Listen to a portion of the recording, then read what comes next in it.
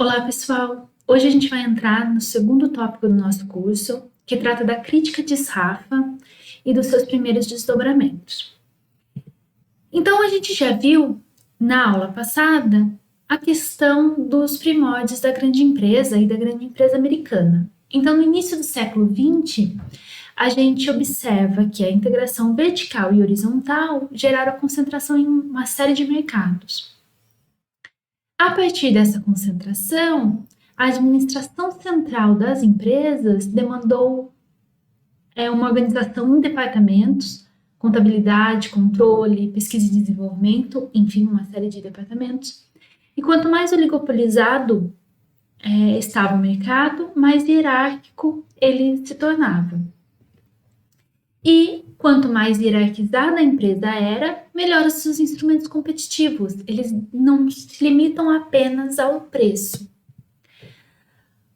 Ao mesmo tempo, a gente tem a predominância da teoria neoclássica para tentar explicar o funcionamento dos mercados. Só que a teoria neoclássica ela analisa dois extremos: o mercado competitivo, que possui um número muito grande de produtores e vendedores, produtos homogêneos, as empresas são muito pequenas relativamente ao mercado, então elas não têm poder de influenciar preços, de influenciar o mercado de forma geral. A gente supõe a mobilidade de fatores e existe informação perfeita. No outro extremo, a gente tem um monopólio, né? Então, o monopólio seria uma única empresa com um produto específico, diferenciado. Então, esses são os dois mercados que são estudados na teoria neoclássica. E na teoria neoclássica, então, na concorrência, o preço ele vai ser dado, né, ele vai ser determinado no mercado, e a empresa, como ela é muito pequena, ela não tem poder de influenciar esse preço. A firma vai ajustar a sua oferta no ponto que o custo médio é mínimo, lembrando, o custo médio no mercado competitivo tem o formato de U, e o lucro dessa empresa vai ser máximo.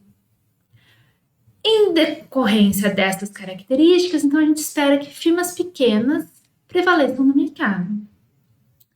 Só que o que a gente tem observado no início do século XX não são essas firmas pequenas, já são firmas altamente concentradas, um pequeno número de firmas no mercado. Então, entre 1926 e 1933, surge uma crítica interna muito ferrenha que, mantidas as condições técnicas de demanda, ambas as formas de mercado, tanto a concorrência perfeita quanto o monopólio, eles são insuficientes para explicar a realidade. A primeira crítica, nesse sentido, é a crítica de Piero Sraffa, que era um italiano, e ele vai desafiar a solidez da estrutura marshalliana em 3 pontos principais. Primeiro, que o equilíbrio da firma competitiva depende da ocorrência de rendimentos decrescentes. E a discussão aqui é que os rendimentos decrescentes, eles surgem, né, o conceito de rendimentos decrescentes surge primeiro no contexto da exploração da terra, e aqui é feita uma extrapolação para qualquer tipo de produção. A manutenção de equilíbrio a longo prazo depende de retornos crescentes, economias à escala, e existe uma independência do preço em relação à proteção da firma competitiva. Então, esses 3 pontos são pontos falhos na teoria neoclássica do ponto de vista da nova firma que a gente está observando na década de 20 e 30 do século passado.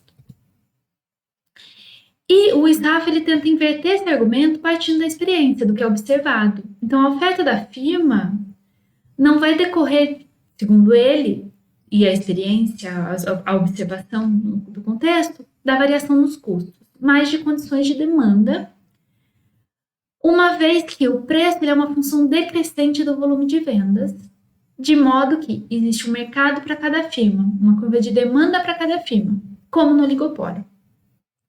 Então, o que acontece aqui? A gente tem que o preço, a curva de demanda ela vai ser negativamente inclinada, como a que a gente observa no monopólio. Então, mesmo a empresa não sendo grande no mercado, ou sendo relativamente pequena, ainda assim o volume de vendas dela vai responder em termos positivos em relação ao preço. Isso ocorre porque, mesmo que tenha um número pequeno de empresas, um número grande de empresas, desculpa, e a empresa seja pequena, ela não compete com todas as empresas existentes, ela vai competir em mercados específicos. E isso gera uma curva de demanda própria. Então, aqui ele ressalta, então esse é um ponto importante, que o preço ele não é a única variável de interesse.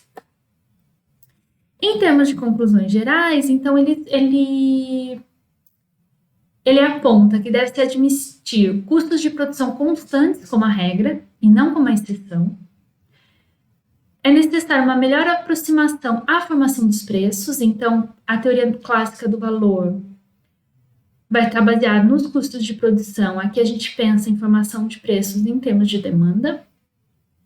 E uma teoria de preços determinados a nível de cada indústria, então um equilíbrio parcial, também gera problemas nesse contexto devido à interação com outras indústrias através de oferta e demanda. Então, pode ser que, ao tentar explicar a variação da minha quantidade, a variação do meu preço, nesse contexto de equilíbrio parcial, eu possa estar incorporando ou identificando efeitos de outras indústrias e não particularidades da minha própria indústria, devido a essa interdependência.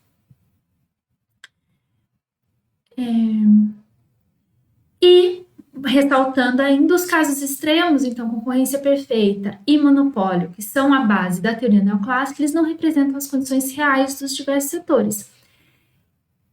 Que os diversos setores estariam numa zona intermediária. Postas chega a falar que também não seria uma zona intermediária, eles estariam fora dessa estrutura. Então, nesse caso, a aproximação dos casos a partir de circunstâncias específicas não é recomendada. Então, porque o que se fazia à época? Se o mercado tem muitas empresas, então eu vou supor que ele se aproxima do mercado competitivo. Se é um mercado com duas mais isoladas, que não competem muito, eu vou supor que a gente está no monopólio. E, ressaltando novamente, a teoria difere radicalmente da realidade em dois pontos. O produtor não afetar o preço e produtor produzir normalmente quando os custos individuais forem crescentes. A partir dessa crítica de Rafa, surgem duas abordagens. A primeira a gente vai ver nessa aula e a segunda na próxima aula. Então, a teoria dos preços, que seria uma alternativa à teoria de fixação de preços de Marshall, desenvolvido principalmente por Robinson e Chamberlain, que a gente vai ver aqui. Então, esses dois autores, a Robinson e o Chamberlain, vão desenvolver ela a teoria de concorrência perfeita, ele teoria da concorrência monopolística, que no final das contas se aproximam muito. E elas são muito bem-vindas no começo, logo que elas são apresentadas, elas são muito bem recebidas como uma tentativa de desenvolver uma teoria próxima do oligopólio, do mercado, da estrutura de mercado como era observada à época, inclusive sendo incorporado aos livros-texto. E, num segundo momento, aí viram críticas também a essas teorias. A Robinson, Joan Robinson, ela é responsável pela teoria da concorrência imperfeita, onde ela afirma que o preço não é o único determinante da demanda. Então, aqui ela vai supor a existência de um mercado não homogêneo, então os produtos vão diferir entre si, as firmas vão ter sua própria clientela, dependendo da fidelidade do consumidor, por uma série de fatores, proximidade, característica do produto, e isso gera uma imperfeição no mercado. Então, a gente aproxima de um monopólio, um oligopólio, um oligopsônio, porque a gente está pensando aqui em produtos não homogêneos. E aí eu coloquei aqui uma frase da Robinson só para a gente refletir, que diz que a economia em si mesmo foi sempre parte foi sempre parcialmente o veículo para a ideologia de cada período, assim como parcialmente um método científico de investigação. Então, é para dar uma pensadinha aí, tá, pessoal? Chamberlain, ele apresenta como o modelo, né, de concorrência monopolista, o enfoque dele é na diferenciação do produto. No final das contas, a questão dele de diferenciação do produto e a da Robinson, de produtos não homogêneos, fidelidade do consumidor, se aproximam muito, apesar do nome distinto. Então, aqui também, segundo o Chamberlain, enfim, a concorrência entre as firmas, porém cada uma delas tem o seu mercado, em virtude dessa especificidade do produto, dessa diferenciação do produto. A concorrência de produtos se dá pela qualidade, então, a partir da qualidade, a firma pode alcançar o mercado de duas maneiras. Uma é supor que o consumidor, diante da qualidade do produto, vai optar pelo produto dele, então ele aceita a curva de demanda como dada. E é isso. E um segundo modo de agir, um segundo comportamento, seria em termos de, já que meu produto tem essa qualidade, essa especificidade, eu faço uma propaganda e divulgo, e a partir dessa propaganda eu atraio os clientes. Então, daí eu tenho uma participação maior na formação da minha curva de demanda. Kaldor, em 1935, vai fazer críticas às duas teorias, considerando o caráter neoclássico delas.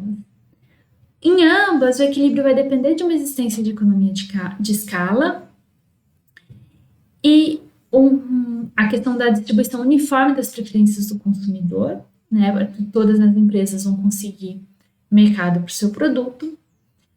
A hipótese de livre entrada fica prejudicada, apesar de ser importante na teoria, principalmente do Chamberlain, de que haja livre mercado, livre entrada, e isso vai levar ao equilíbrio do grupo, né, que é como ele chama a indústria. Surge aqui uma dificuldade de determinar quem compõe esse grupo, porque na teoria neoclássica isso é muito claro quem é a indústria, já que os produtos são homogêneos. Aqui, os produtos são bons substitutos, então qual nível de substitutibilidade faz parte de um grupo, qual não faz? Isso cria uma certa incerteza. E o significado convencional atribuído à curva de demanda de uma firma não pode ser aceito em virtude da interdependência desses produtos substitutos próximos que formam o grupo, que formam a indústria. Além disso, apesar da tentativa, não há um rompimento com o dualismo concorrência perfeita e monopólio. Ainda está muito próximo dos dois. E não cobre uma ausência de discussão sobre o oligopólio, que é o importante agora, né? Existe uma tendência, uma tentativa de explicar uma concorrência intermediária, né, entre a competição perfeita e entre o monopólio, mas não chega a uma discussão do oligopólio em si, né, no limite. É um caminho até lá, a gente pode pensar, né? E, em algum momento, abandonam a teoria e se concentram no caso a caso. Há um abandono do rigor teórico para tentar fazer a discussão e a proposta se encaixar. Então, segundo Kaldor, cada vendedor está em concorrência direta somente com outros poucos vendedores, e a cadeia desses grupos oligopolistas compõe todo o mercado.